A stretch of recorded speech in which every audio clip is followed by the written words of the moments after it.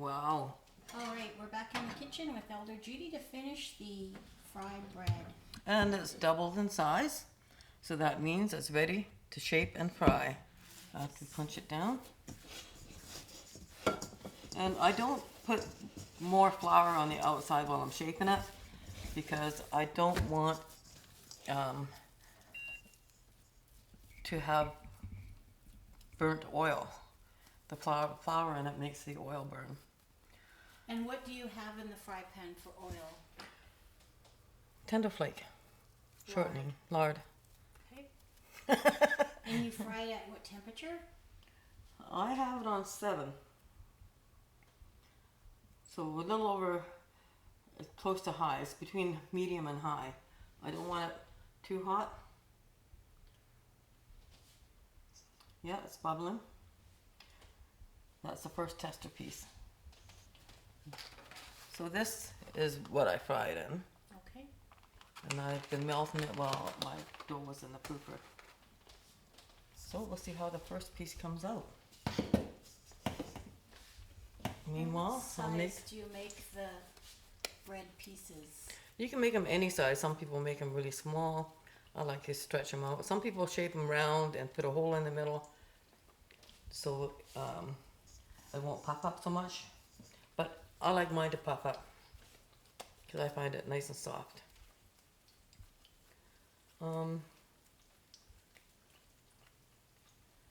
If you're making this and you have company there already, it's hard to keep up because they get eaten faster than you can fry them. Can you show us the size of the ball of dough you flatten? Yeah, So it's like about that. Oops. Like that. I just roll it up and squeeze and pull, and it just, and you can see, you can almost see through it. You had a term for that. What did you call it? It's like a window, elasticy window. Then you know your dough is good. Where it's light colored, yeah. So check the other side of this. See how well it's doing. Almost there. I might have to turn it up a notch to 8. I don't want to turn it too high because it can burn pretty quick if you don't keep an eye on it.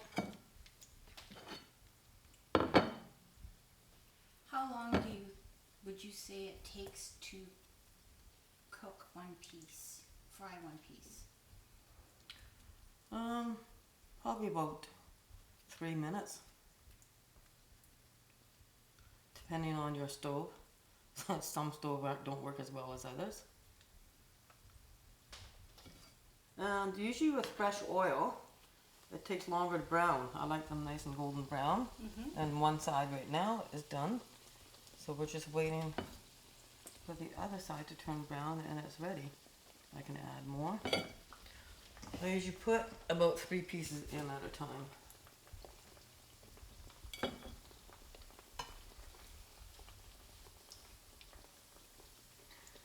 Usually when I was small, I wasn't allowed near the stove because my mother would have it set so high that the oil would be jumping out all over the place and I'd get burned. So I wasn't allowed near the stove. She cooked everything on high. I don't know why, but she did. I think it's because cooking on wood stoves for most of her life, you don't have a temperature control. You cook with what you have. Right, it would be hard to control the temperature on a wood stove, wouldn't it? Yes. And my grandmother, when she lived next door, she insisted that my parents get a wood stove and they put it outside so she could still cook outside on the wood stove. Oh. Because she preferred it to an electric stove. She didn't like the electric stove. She did all her canning out there and her fried bread out there and her loaves of bread. Because actually, making a loaf of bread in a wood stove, you get a nice golden crust that is much better and light in the area inside. I found it made the best bread. There, first one done. That didn't take long at all. That looks delicious. Yum. There you go. And that's my fried bread. And you can serve that with, or eat that with? Honey, butter, peanut butter, jam, fresh fruit. Usually they do a mixture of fresh fruit, blueberries, all kinds of different fresh fruit, and then they serve it with it instead of a jam. I can't remember what they call that, but they do have a word for that. And they also have it at feasts too. They serve it, they have a big bucket and they just ladle it out into your bowls. It's really good with fried bread. But sometimes I have to watch out, like some mixed fruit and things that they serve is mixed with grease, and I can't tolerate the grease. It bothers my stomach. When you say grease, what are you referring to? Oleander grease, even bear grease, any kind of grease is too potent for my stomach. Apparently, it's supposed to be good for you, but my stomach can't handle it. It's because I didn't grow up with it.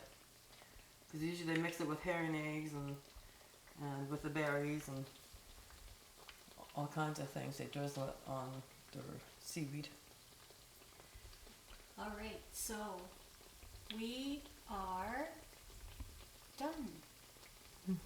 Hopefully in the future on the next video, we'll do some, I don't know when, but we'll do some fried seaweed with bacon over rice. Well, that sounds delicious. Thank you, Elder Judy. You're welcome. Oh, and herring eggs. Okay, sounds good. We can't wait Okay. till the next video. It'll be a full meal deal. Trust me. Sounds delicious. All right.